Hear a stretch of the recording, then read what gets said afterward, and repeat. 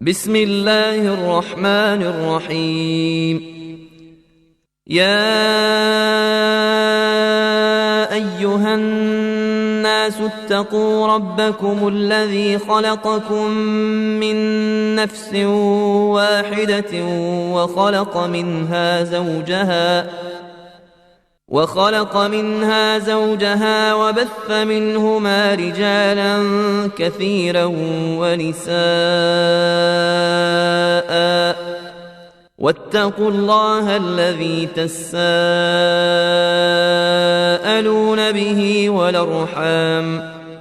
إن الله كان عليكم رقيبا. وآتوا اليتامى أموالهم ولا تتبدلوا الخبيث بالطيب ولا تاكلوا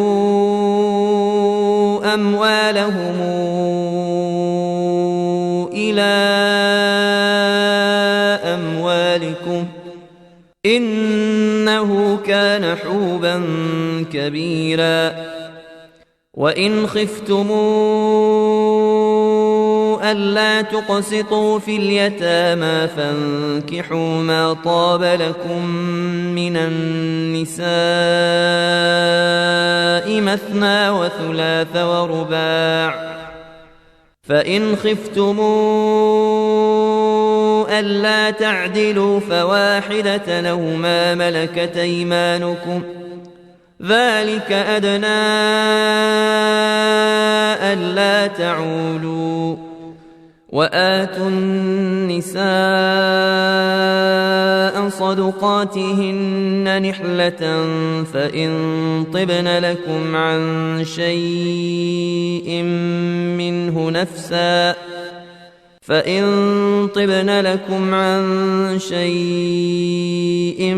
منه نفسا فكلوه هنيئا مريئا. ولا توتوا السفهاء أموالكم التي جعل الله لكم قيما، وارزقوهم فيها واكسوهم وقولوا لهم قولا معروفا. وابتلوا اليتامى حتى إذا بلغوا النكاح فإن آنستم منهم رشدا فادفعوا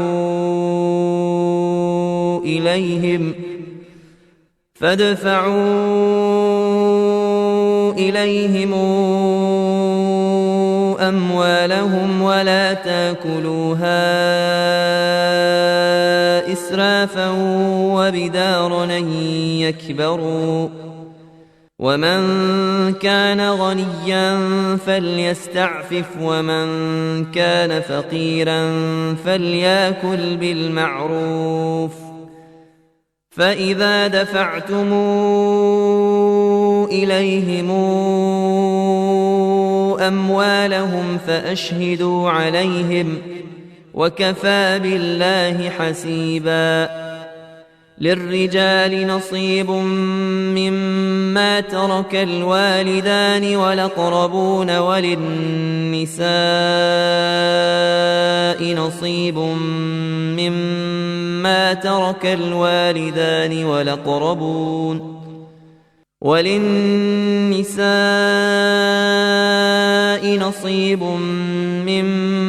ترك الوالدان والأقربون، مما قل منه أو كثر،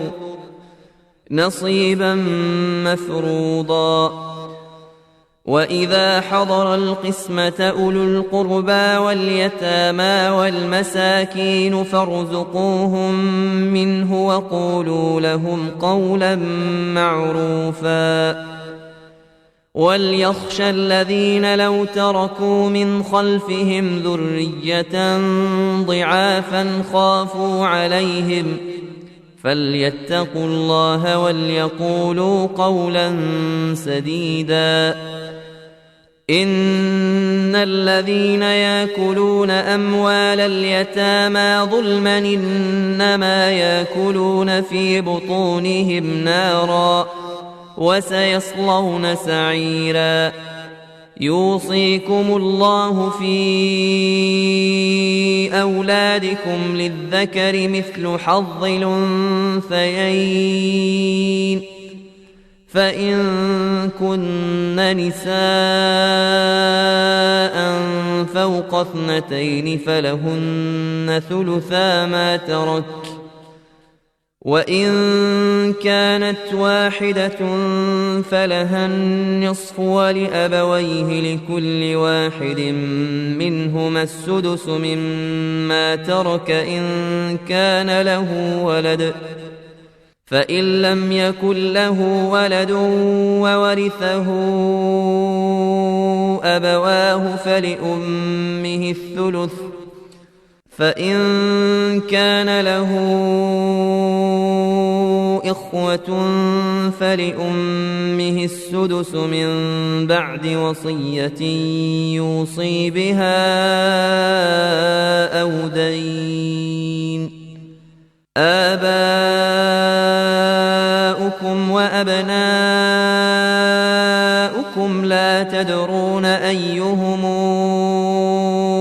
أقرب لكم نفعا فريضة من الله إن الله كان عليما حكيما ولكم نصف ما ترك أزواجكم إن لم يكن لهن ولد فإن كان لهن ولد فلكم الربع مما تركن من بعد وصية يوصين بها أو دين ولهن الربع مما تركتم إن لم يكن لكم ولد فإن كان لكم ولد فلهن الثمن مما تركتم من بعد وصية توصون بها أو دين وإن كان رجل يورث كلالة أو امرأة وله أخ أو أخت فلكل واحد منهما السدس فإن كانوا أكثر من ذلك فهم شركاء في الثلث من بعد وصية يوصي بها أو دين غير مضار وصية من الله والله عليم حليم تلك حدود الله ومن يطع الله ورسوله ندخله جنات تجري من تحتها الأنهار خالدين فيها وذلك الفوز العظيم ومن يعص الله ورسوله ويتعد حدوده ندخله نارا خالدا فيها وله عذاب مهين واللاتي ياتين الفاحشة من نسائكم فاستشهدوا عليهن 4 منكم فإن شهدوا فأمسكوهن في البيوت حتى يتوفاهن الموت أو يجعل الله لهن سبيلا واللذان ياتيانها منكم فآذوهما فإن تابا وأصلحا فأعرضوا عنهما إن الله كان توابا رحيما إنما التوبة على الله للذين يعملون السوء بجهالة ثم يتوبون من قريب فأولئك يتوب الله عليهم وكان الله عليما حكيما. وليست التوبة للذين يعملون السيئات حتى إذا حضر أحدهم الموت قال إني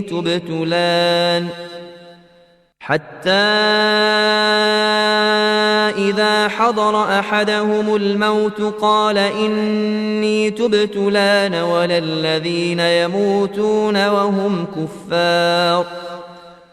أولئك أعتدنا لهم عذابا أليما. يا أيها الذين آمنوا لا يحل لكم أن ترثوا النساء كرها ولا تعضلوهن لتذهبوا ببعض ما آتيتموهن إلا أن ياتين بفاحشة مبينة وعاشروهن بالمعروف فإن كرهتموهن فعسى أن تكرهوا شيئا ويجعل الله فيه خيرا كثيرا. وإن أردتم استبدال زوج مكان زوج وآتيتم إحداهن قنطارا فلا تأخذوا منه شيئا أتأخذونه بهتانا وإثما مبينا. وكيف تأخذونه وقد أفضى بعضكم إلى بعض وأخذن منكم ميثاقا غليظا. ولا تنكحوا ما نكح آباؤكم من النساء إلا ما قد سلف إنه كان فاحشة ومقتا وساء سبيلا. حرمت عليكم أمهاتكم وبناتكم وأخواتكم وعماتكم وخالاتكم وبنات الأخ وبنات الأخت وأمهاتكم اللاتي أرضعنكم وأخواتكم من الرضاعة وأمهات نسائكم وربائبكم اللاتي في حجوركم من نسائكم اللاتي دخلتم بهن فإن لم تكونوا دخلتم بهن فلا جناح عليكم وحلائل أبنائكم الذين من أصلابكم وأن تجمعوا بين الأختين إلا ما قد سلف إن الله كان غفورا رحيما. والمحصنات من النساء إلا ما ملكت أيمانكم كتاب الله عليكم وأحل لكم ما وراء ذلكم أن تبتغوا بأموالكم محصنين غير مسافحين فما استمتعتم به منهن فآتوهن أجورهن فريضة ولا جناح عليكم فيما تراضيتم به من بعد الفريضة إن الله كان عليما حكيما ومن لم يستطع منكم طولا أن ينكح المحصنات المؤمنات فمما ملكت أيمانكم من فتياتكم المؤمنات والله أعلم بإيمانكم بعضكم من بعض فانكحوهن بإذن أهلهن وآتوهن أجورهن بالمعروف محصنات غير مسافحات ولا متخذات أخدان فإذا أحصن فإن أتين بفاحشة فعليهن نصف ما على المحصنات من العذاب ذلك لمن خشي العنة منكم وأن تصبروا خير لكم والله غفور رحيم يريد الله ليبين لكم ويهديكم سنن الذين من قبلكم ويتوب عليكم والله عليم حكيم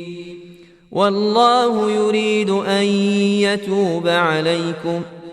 ويريد الذين يتبعون الشهوات أن تميلوا ميلا عظيما يريد الله أن يخفف عنكم وخلق الإنسان ضعيفا يا أيها الذين آمنوا لا تأكلوا أموالكم بينكم بالباطل إلا أن تكون تجارة عن تراض منكم ولا تقتلوا أنفسكم إن الله كان بكم رحيما ومن يفعل ذلك عدوانا وظلما فسوف نصليه نارا وكان ذلك على الله يسيرا إن تجتنبوا كبائر ما تنهون عنه نكفر عنكم سيئاتكم وندخلكم مدخلا كريما ولا تتمنوا ما فضل الله به بعضكم على بعض للرجال نصيب مما اكتسبوا وللنساء نصيب مما اكتسبن واسألوا الله من فضله إن الله كان بكل شيء عليما ولكل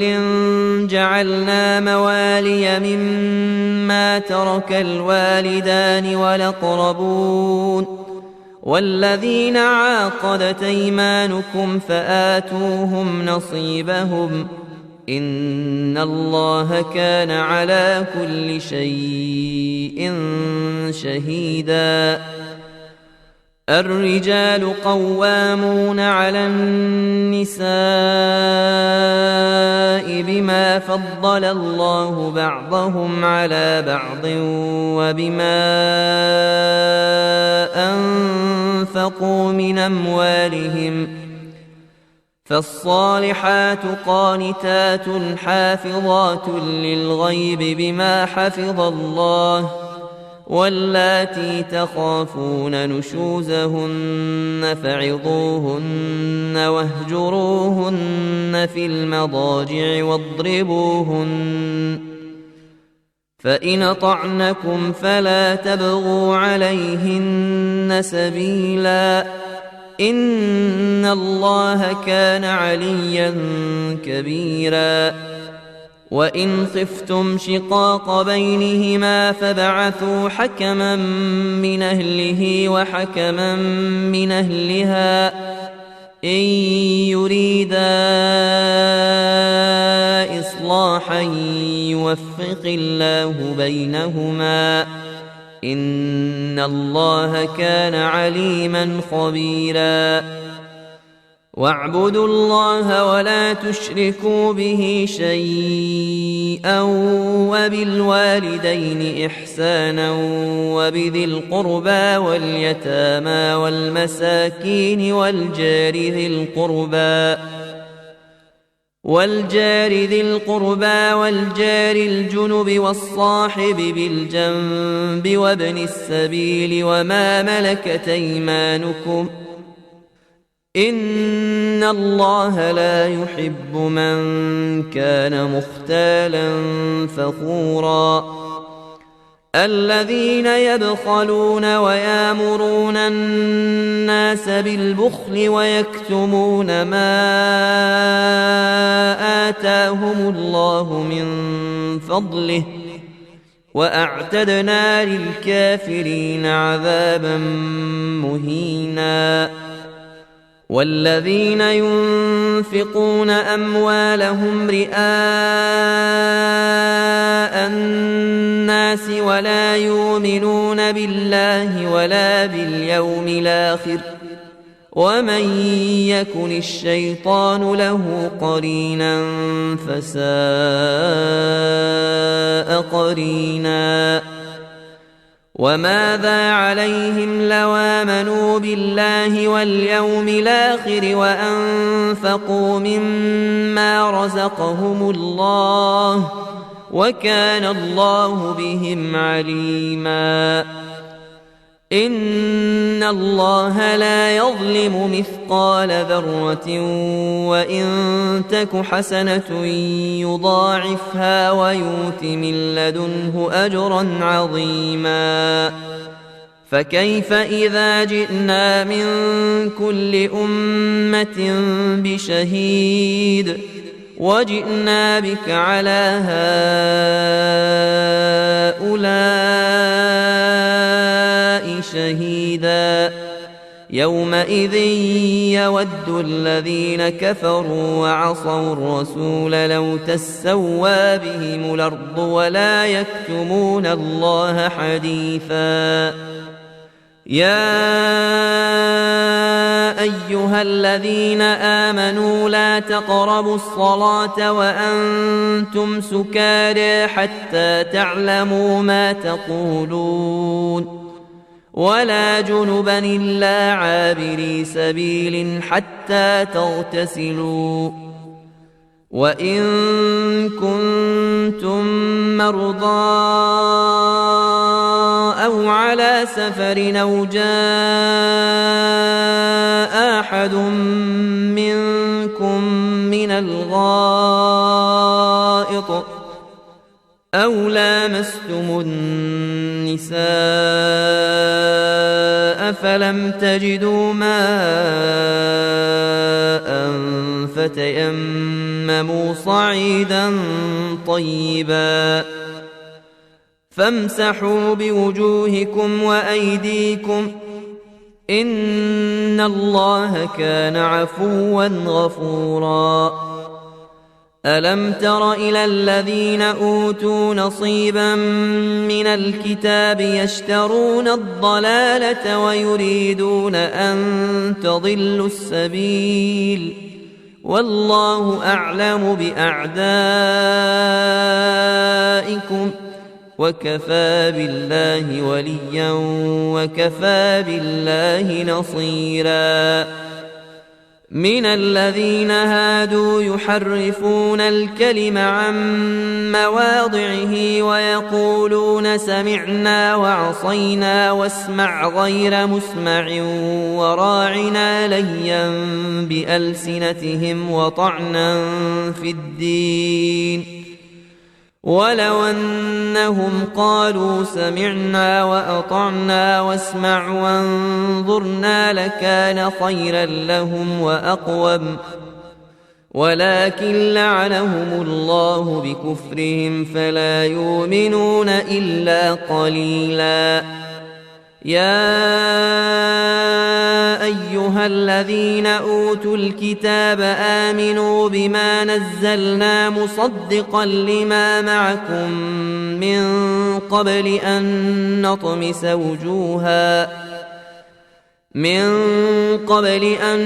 نطمس وجوها فنردها على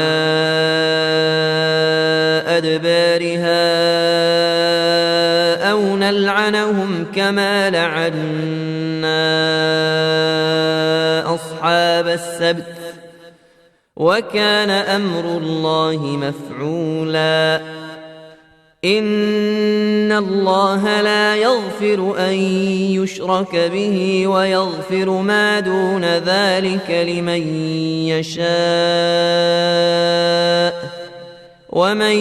يشرك بالله فقد افترى إثما عظيما. ألم تر إلى الذين يزكون أنفسهم بل الله يزكي من يشاء ولا يظلمون فتيلا. انظر كيف يفترون على الله الكذب وكفى به إثما مبينا. ألم تر إلى الذين أوتوا نصيبا من الكتاب يؤمنون بالجبت والطاغوت ويقولون للذين كفروا هؤلاء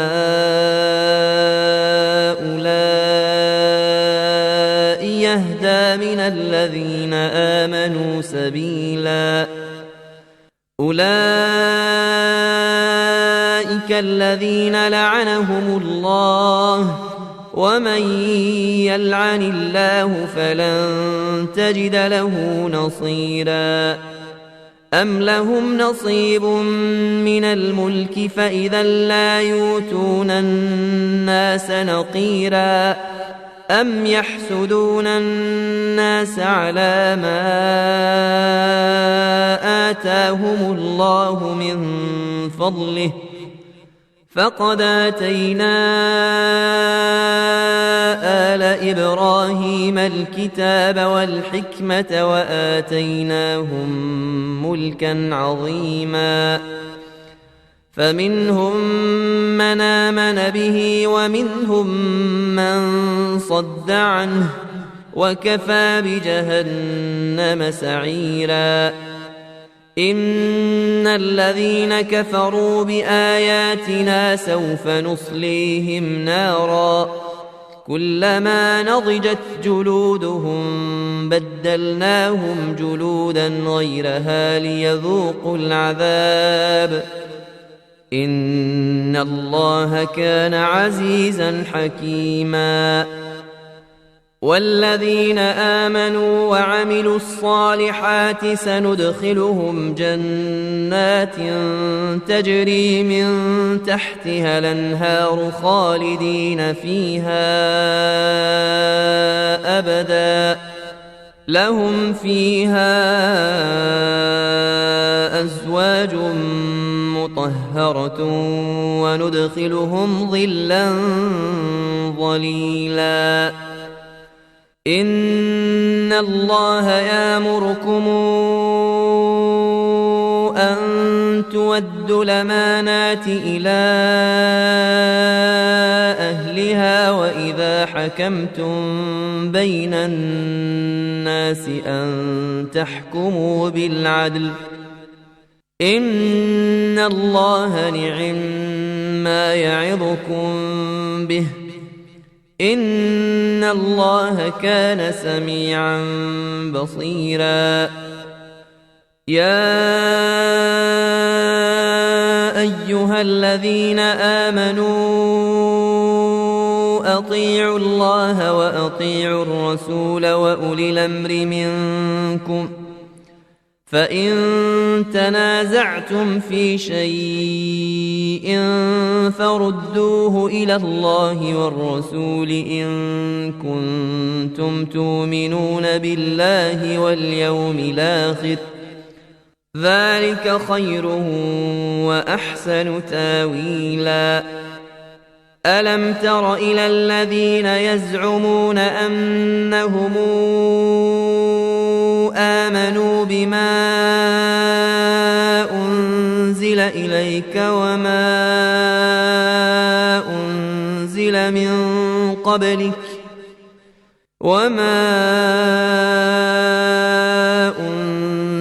من قبلك يريدون أن يتحاكموا إلى الطاغوت وقد أمروا أن يكفروا به ويريد الشيطان أن يضلهم ضلالا بعيدا. وإذا قيل لهم تعالوا إلى ما أنزل الله وإلى الرسول رأيت المنافقين يصدون عنك صدودا. فكيف إذا أصابتهم مصيبة بما قدمت أيديهم ثم جاءوك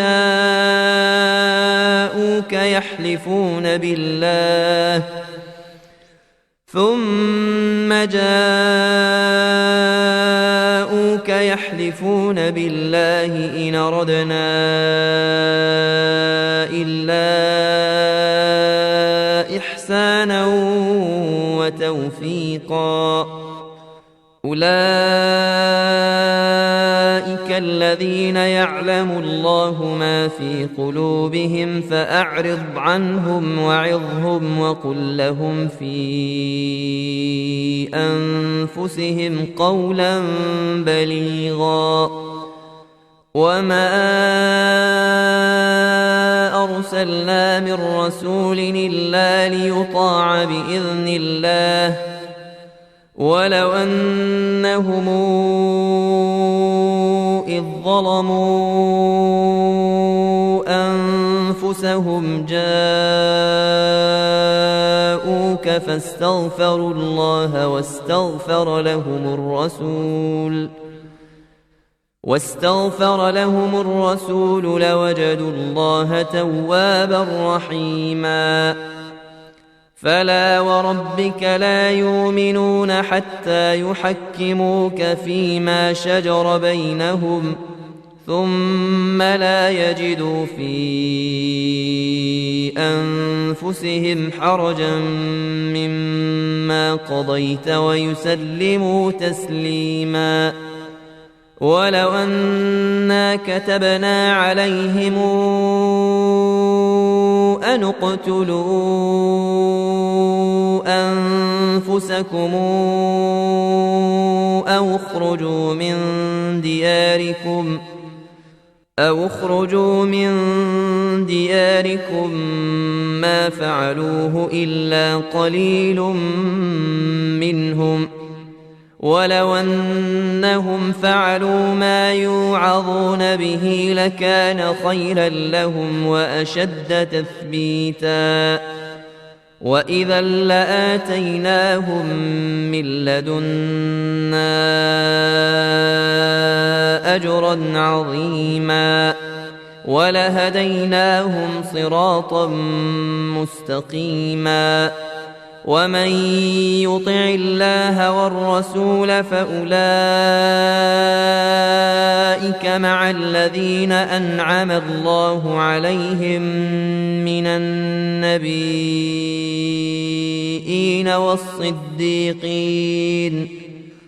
والصديقين والشهداء والصالحين وحسن أولئك رفيقا. ذلك الفضل من الله وكفى بالله عليما. يا أيها الذين آمنوا خذوا حذركم فانفروا ثبات أو انفروا جميعا وإن منكم لمن ليبطئن فإن أصابتكم مصيبة قال قد أنعم الله علي إذ لم أكن معهم شهيدا ولئن أصابكم فضل من الله ليقولن كأن لم يكن بينكم وبينه مودة يا ليتني كنت معهم فأفوز فوزا عظيما فليقاتل في سبيل الله الذين يشرون الحياة الدنيا بالآخرة ومن يقاتل في سبيل الله فيقتل أو يغلب فسوف نؤتيه أجرا عظيما وما لكم لا تقاتلون في سبيل الله والمستضعفين من الرجال والنساء والولدان الذين يقولون ربنا أخرجنا من هذه القرية الظالم أهلها واجعل لنا من لدنك وليا واجعل لنا من لدنك نصيرا الذين آمنوا يقاتلون في سبيل الله والذين كفروا يقاتلون في سبيل الطاغوت فقاتلوا أولياء الشيطان إن كيد الشيطان كان ضعيفا ألم تر إلى الذين قيل لهم كفوا أيديكم وأقيموا الصلاة وآتوا الزكاة فلما كتب عليهم القتال إذا فريق منهم يخشون الناس كخشية الله أو أشد خشية وقالوا ربنا لم كتبت علينا القتال لولا أخرتنا إلى أجل قريب قل متاع الدنيا قليل والآخرة خير لمن اتقى ولا تظلمون فتيلا أينما تكونوا يدرككم الموت ولو كنتم في بروج مشيدة وإن تصبهم حسنة يقولوا هذه من عند الله وإن تصبهم سيئة يقولوا هذه من عندك قل كل من عند الله فما لهؤلاء القوم لا يكادون يفقهون حديثا ما أصابك من حسنة فمن الله وما أصابك من سيئة فمن نفسك وأرسلناك للناس رسولا وكفى بالله شهيدا من يطع الرسول فقد طاع الله ومن تولى فما أرسلناك عليهم حفيظا ويقولون طاعة فإذا برزوا من عندك بيت طائفة منهم غير الذي تقول والله يكتب ما يبيتون فأعرض عنهم وتوكل على الله وكفى بالله وكيلا أفلا يتدبرون القرآن ولو كان من عند غير الله لوجدوا فيه اختلافا كثيرا وإذا جاءهم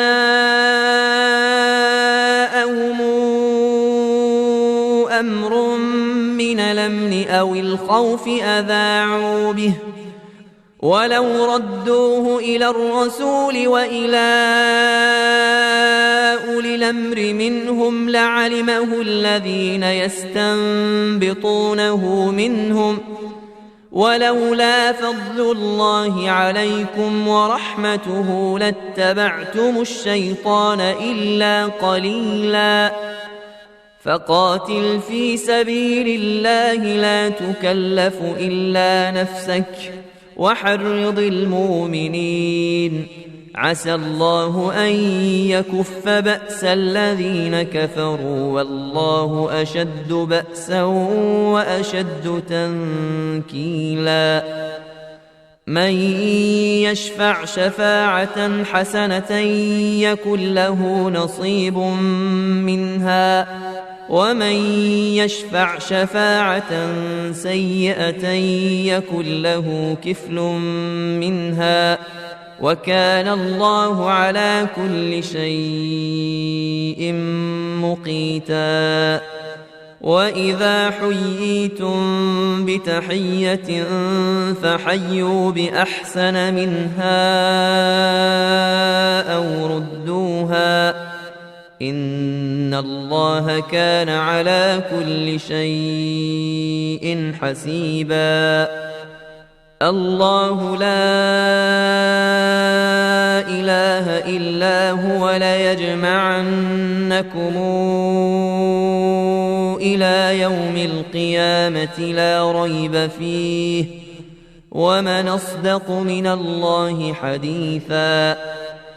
فما لكم في المنافقين فئتين والله أركسهم بما كسبوا أتريدون أن تهدوا من ضل الله ومن يضلل الله فلن تجد له سبيلا ودوا لو تكفرون كما كفروا فتكونون سواء فلا تتخذوا منهم أولياء حتى يهاجروا في سبيل الله فإن تولوا فخذوهم واقتلوهم حيث وجدتموهم ولا تتخذوا منهم وليا ولا نصيرا إلا الذين يصلون إلى قوم بينكم وبينهم ميثاق أو جاءوكم حصرت صدورهم أن يقاتلوكم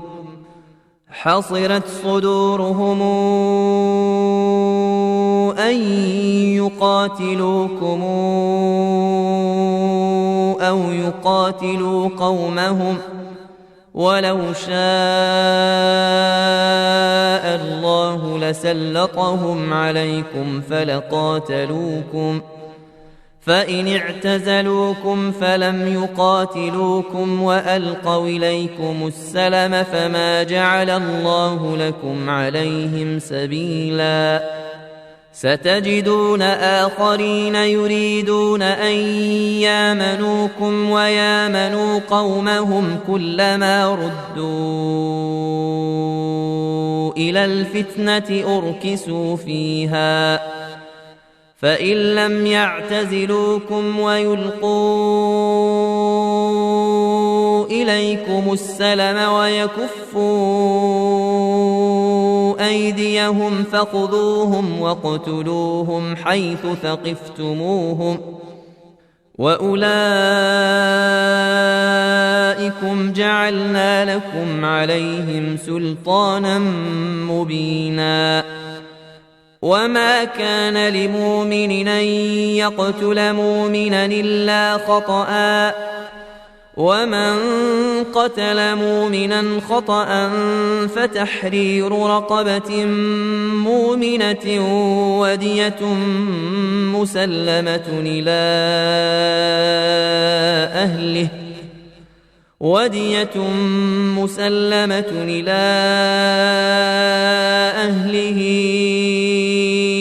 إلا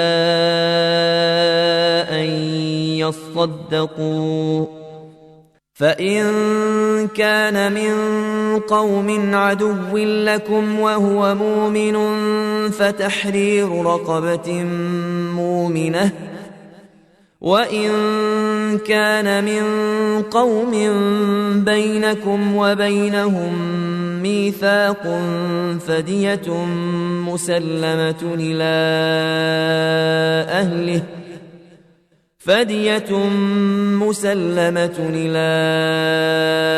أهله وتحرير رقبة مؤمنة،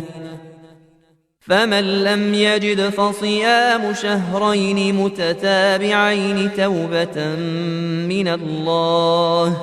وكان الله عليما حكيما. ومن يقتل مؤمنا متعمدا فجزاؤه جهنم خالدا فيها وغضب الله عليه ولعنه وأعد له عذابا عظيما. يا أيها الذين آمنوا إذا ضربتم في سبيل الله فتبينوا ولا تقولوا لمن ألقى إليكم السلم لست مؤمنا تبتغون عرض الحياة الدنيا فعند الله مغانم كثيرة كذلك كنتم من قبل فمن الله عليكم فتبينوا إن الله كان بما تعملون خبيرا. لا يستوي القاعدون من المؤمنين غير أولي الضرر والمجاهدون في سبيل الله بأموالهم وأنفسهم، فضل الله المجاهدين بأموالهم وأنفسهم على القاعدين درجة، وكلا وعد الله الحسنى، وفضل الله المجاهدين على القاعدين أجرا عظيما، درجات منه ومغفرة ورحمة، وكان الله غفورا رحيما. إن الذين توفاهم الملائكة ظالمي أنفسهم قالوا فيم كنتم قالوا كنا مستضعفين في الأرض قالوا ألم تكن أرض الله واسعة فتهاجروا فيها فأولئك مأواهم جهنم وساءت مصيرا إلا المستضعفين من الرجال والنساء والولدان لا يستطيعون حيلة ولا يهتدون سبيلا فأولئك عسى الله أن يعفو عنهم وكان الله عفوا غفورا. ومن يهاجر في سبيل الله يجد في الأرض مراغما كثيرا وسعة ومن يخرج من بيته مهاجرا إلى الله ورسوله ثم يدركه الموت فقد وقع أجره على الله وكان الله غفورا رحيما. وإذا ضربتم في الأرض فليس عليكم جناح أن تقصروا من الصلاة إن خفتم أن يفتنكم الذين كفروا إن الكافرين كانوا لكم عدوا مبينا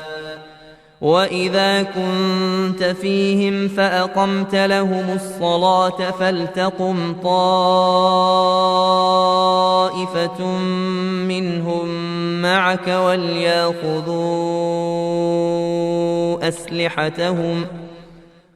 فإذا سجدوا فليكونوا من ورائكم ولتات طائفة أخرى لم يصلوا فليصلوا معك وليأخذوا حذرهم وأسلحتهم ود الذين كفروا لو تغفلون عن أسلحتكم وأمتعتكم فيميلون عليكم ميلة واحدة ولا جناح عليكم إن كان بكم أذى من مطر أو كنتم مرضى أن تضعوا أسلحتكم وخذوا حذركم إن الله أعد للكافرين عذابا مهينا فإذا قضيتم الصلاة فاذكروا الله قياما وقعودا وعلى جنوبكم فإذا اطمأننتم فأقيموا الصلاة إن الصلاة كانت على المؤمنين كتابا موقوتا ولا تهنوا في ابتغاء القوم إن تكونوا تألمون فإنهم يألمون كما تألمون وترجون من الله ما لا يرجون وكان الله عليما حكيما إنا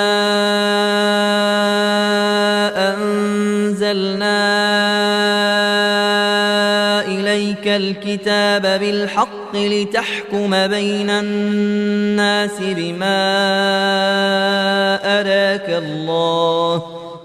ولا تكن للخائنين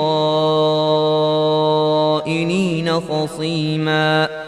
واستغفر الله إن الله كان غفورا رحيما ولا تجادل عن الذين يختانون أنفسهم إن الله لا يحب من كان خوانا نثيما يستخفون من الناس ولا يستخفون من الله وهو معهم إذ يبيتون ما لا يرضى من القول وكان الله بما يعملون محيطا ها أنتم هؤلاء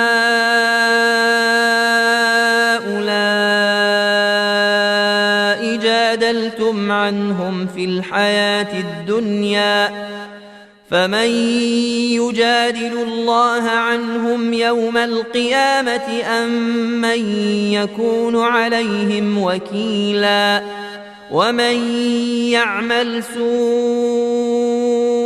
أو يظلم نفسه ثم يستغفر الله يجد الله غفورا رحيما ومن يكسب إثما فإنما يكسبه على نفسه وكان الله عليما حكيما ومن يكسب خطيئة أو إثما ثم يرم به بريئا فقد احتمل بهتانا وإثما مبينا. ولولا فضل الله عليك ورحمته لهمت طائفة منهم أن يضلوك وما يضلون إلا أنفسهم وما يضرونك من شيء. وأنزل الله عليك الكتاب والحكمة وعلمك ما لم تكن تعلم وكان فضل الله عليك عظيما. لا خير في كثير من نجواهم إلا من أمر بصدقة أو معروف أو إصلاح بين الناس ومن يفعل ذلك ابتغاء مرضات الله فسوف نؤتيه أجرا عظيما. ومن يشاقق الرسول من بعد ما تبين له الهدى ويتبع غير سبيل المؤمنين نوله ما تولى ونصله جهنم وساءت مصيرا. إن الله لا يغفر أن يشرك به ويغفر ما دون ذلك لمن يشاء ومن يشرك بالله فقد ضل ضلالا بعيدا. إن يدعون من دونه إلا إناثا وإن يدعون إلا شيطانا مريدا. لعنه الله وقال لأتخذن من عبادك نصيبا مفروضا ولأضلنهم ولأمنينهم ولآمرنهم فليبتكن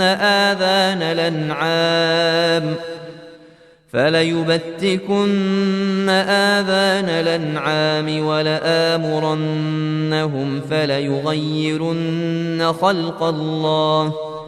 ومن يتخذ الشيطان وليا من دون الله فقد خسر خسرانا مبينا.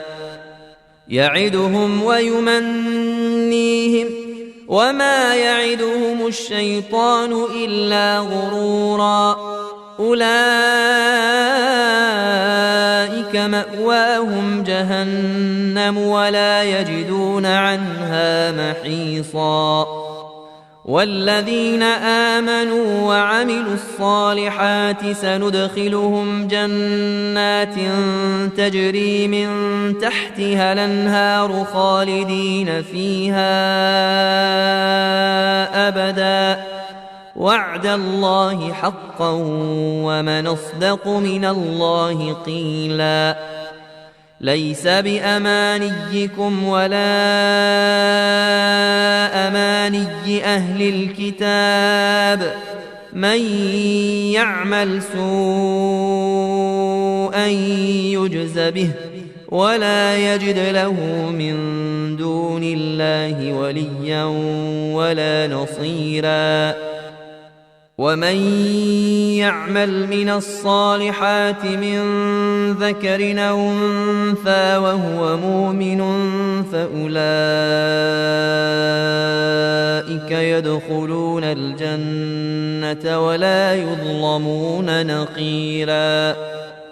ومن أحسن دينا ممن أسلم وجهه لله وهو محسن واتبع ملة إبراهيم حنيفا واتخذ الله إبراهيم خليلا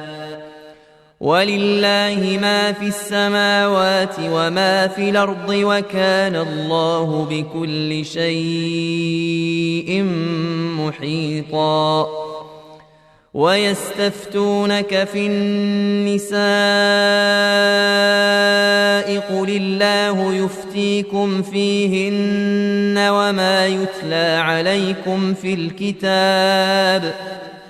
وما يتلى عليكم في الكتاب في يتامى النساء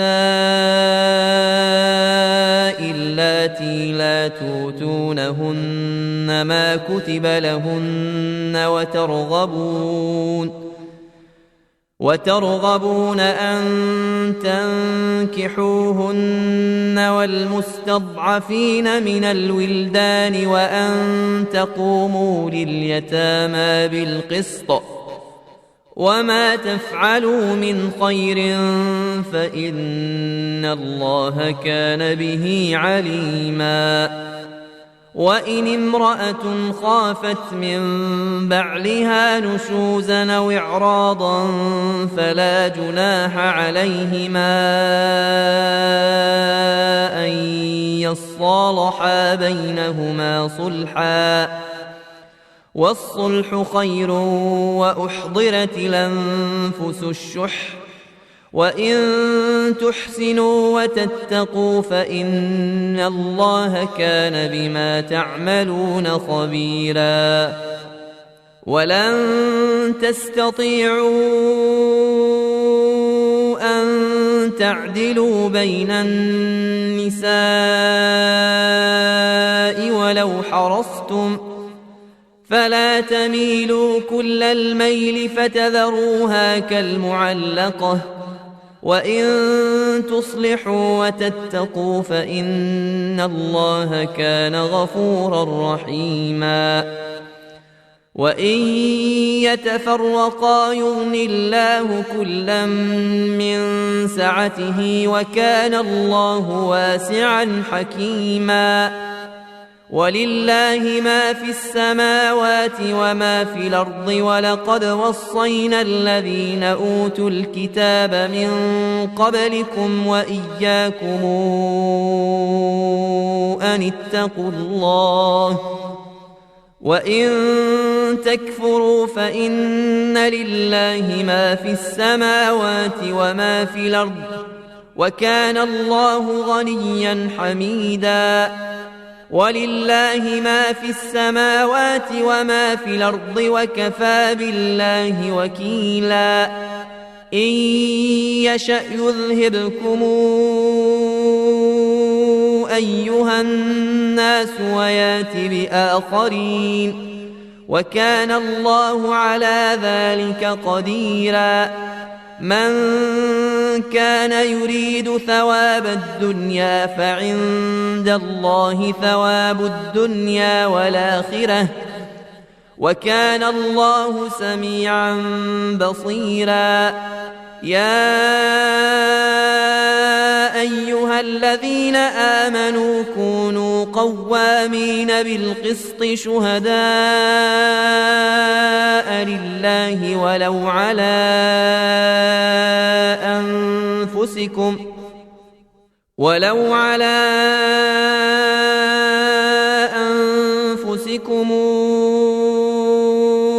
أو الوالدين والأقربين إن يكن غنيا أو فقيرا فالله أولى بهما فلا تتبعوا الهوى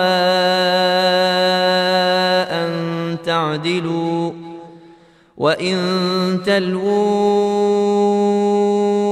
أو تعرضوا فإن الله كان بما تعملون خبيرا يا أيها الذين آمنوا بالله الله ورسوله والكتاب الذي نزل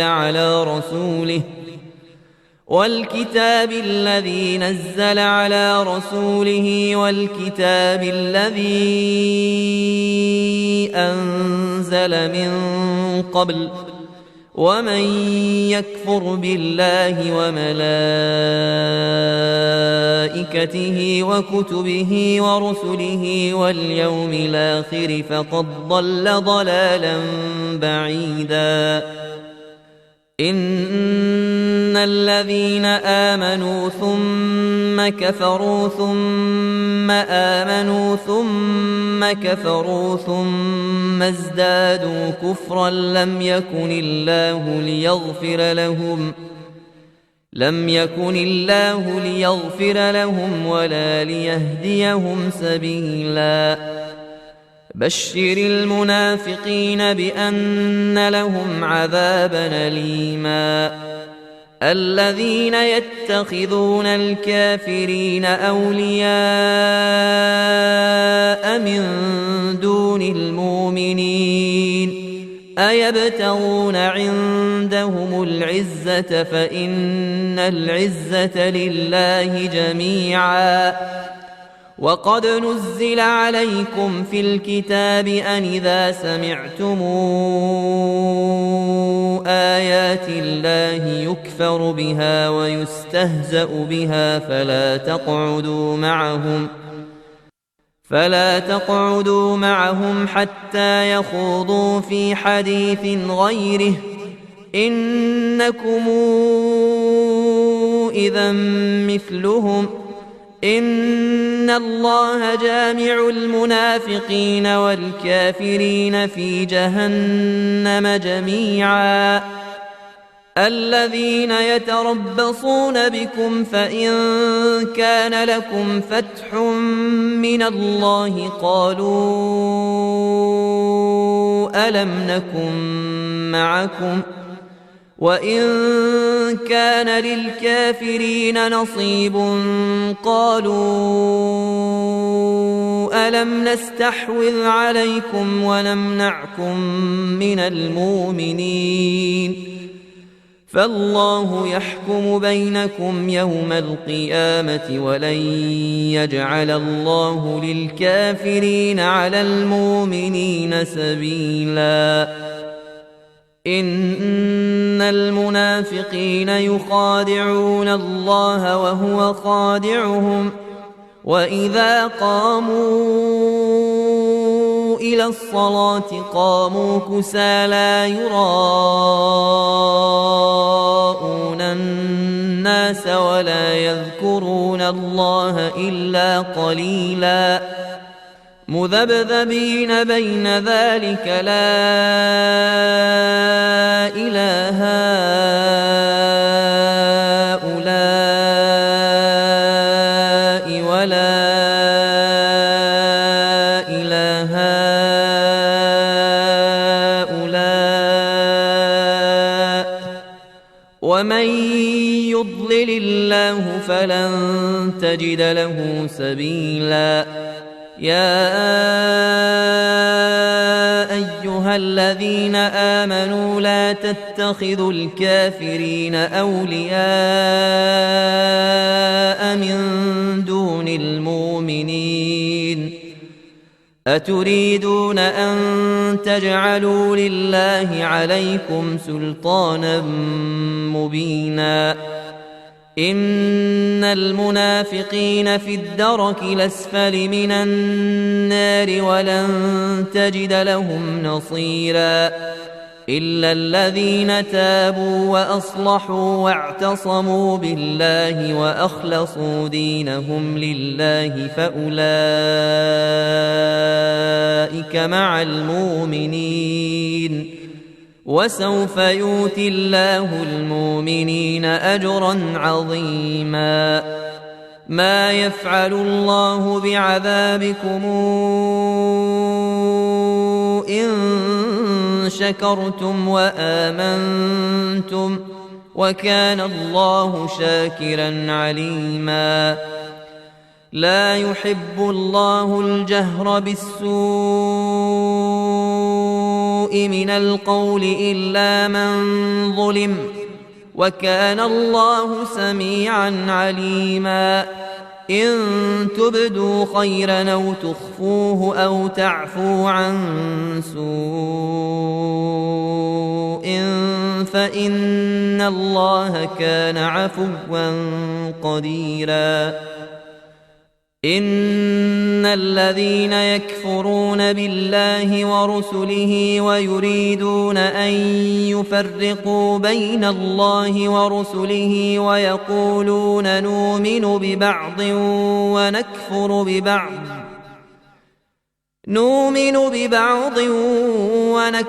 ببعض ويريدون أن يتخذوا بين ذلك سبيلا أولئك هم الكافرون حقا وأعتدنا للكافرين عذابا مهينا والذين آمنوا بالله ورسله ولم يفرقوا بين أحد منهم أولئك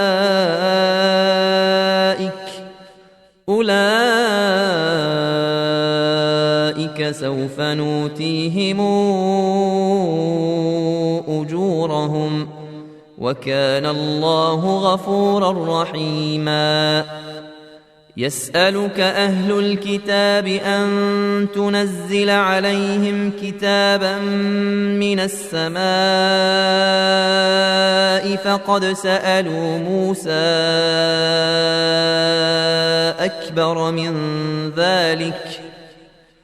فقد سألوا موسى أكبر من ذلك فقالوا أرنا الله جهرة فأخذتهم الصاعقة بظلمهم ثم اتخذوا العجل من بعد ما جاءتهم البينات فعفونا عن ذلك وآتينا موسى سلطانا مبينا ورفعنا فوقهم الطور بميثاقهم وقلنا لهم ادخلوا الباب سجدا وقلنا لهم لا تعدوا في السبت وأخذنا منهم ميثاقا غليظا فبما نقضهم ميثاقهم وكفرهم بآيات الله وقتلهم الأنبياء بغير حق وقولهم قلوبنا غلف بل طبع الله عليها بكفرهم فلا يؤمنون إلا قليلا وبكفرهم وقولهم على مريم بهتانا عظيما وقولهم إنا قتلنا المسيح عيسى ابن مريم رسول الله وما قتلوه وما صلبوه ولكن شبه لهم وإن الذين اختلفوا فيه لفي شك منه ما لهم به من علم إلا اتباع الظن وما قتلوه يقينا بل رفعه الله إليه وكان الله عزيزا حكيما وإن من أهل الكتاب إلا ليؤمنن به قبل موته ويوم القيامة يكون عليهم شهيدا فبظلم من الذين هادوا حرمنا عليهم طيبات نحلت لهم وبصدهم عن سبيل الله كثيرا وأخذهم الربا وقد نهوا عنه وأكلهم أموال الناس بالباطل وأعتدنا للكافرين منهم عذابا أليما لكن الراسخون في العلم منهم والمؤمنون يؤمنون بما أنزل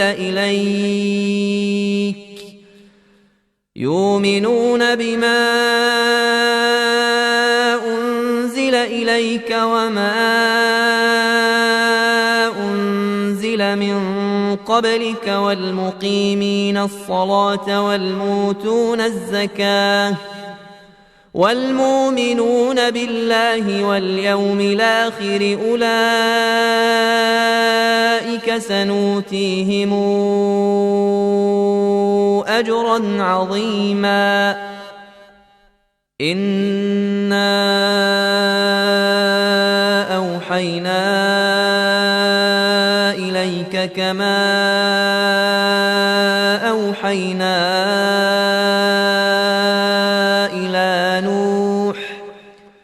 إلى نوح والنبيين من بعده وأوحينا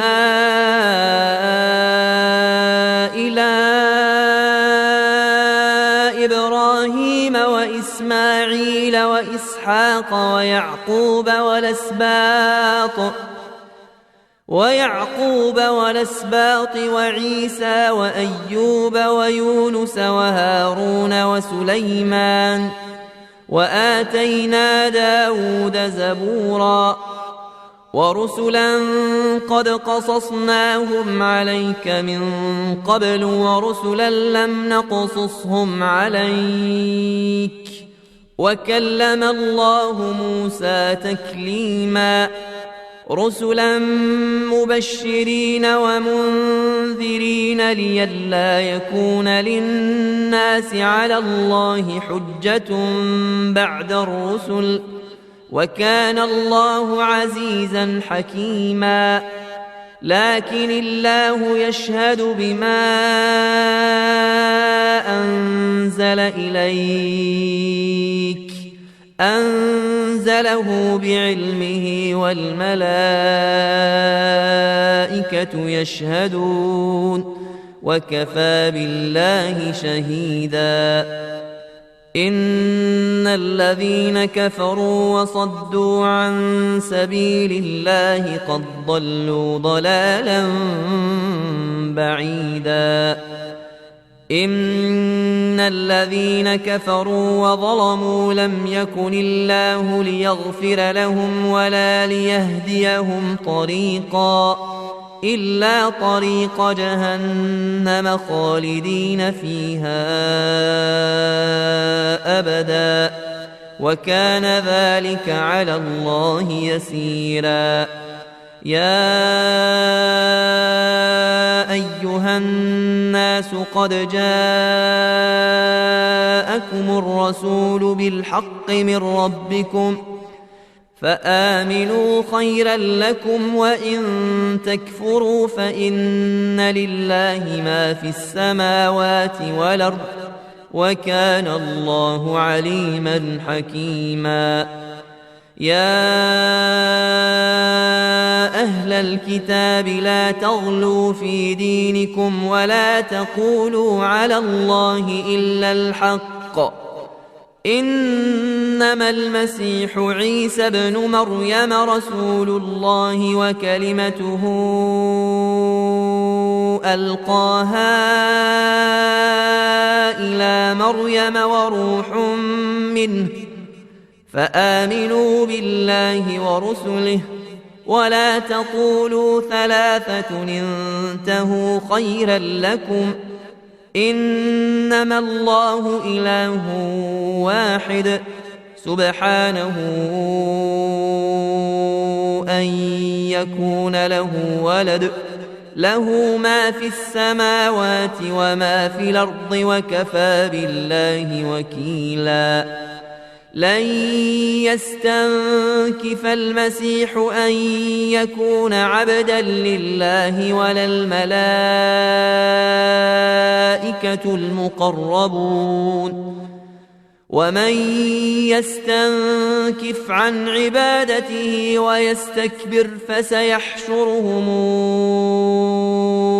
إليه جميعا فأما الذين آمنوا وعملوا الصالحات فيوفيهم أجورهم ويزيدهم من فضله وأما الذين استنكفوا واستكبروا فيعذبهم عذابا أليما ولا يجدون لهم من دون الله وليا ولا نصيرا يا أيها الناس قد جاءكم برهان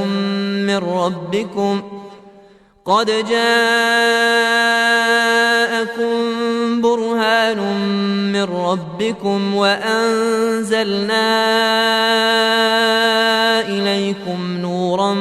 مبينا فأما الذين آمنوا بالله واعتصموا به فسيدخلهم في رحمة منه وفضل ويهديهم إليه صراطا مستقيما يستفتونك قل الله يفتيكم في الكلالة إن امرؤ هلك ليس له ولد وله أخت فلها نصف ما ترك وهو يرثها إن لم يكن لها ولد فإن كانت اثنتين فلهما الثلثان مما ترك وإن كانوا إخوة رجالا ونساء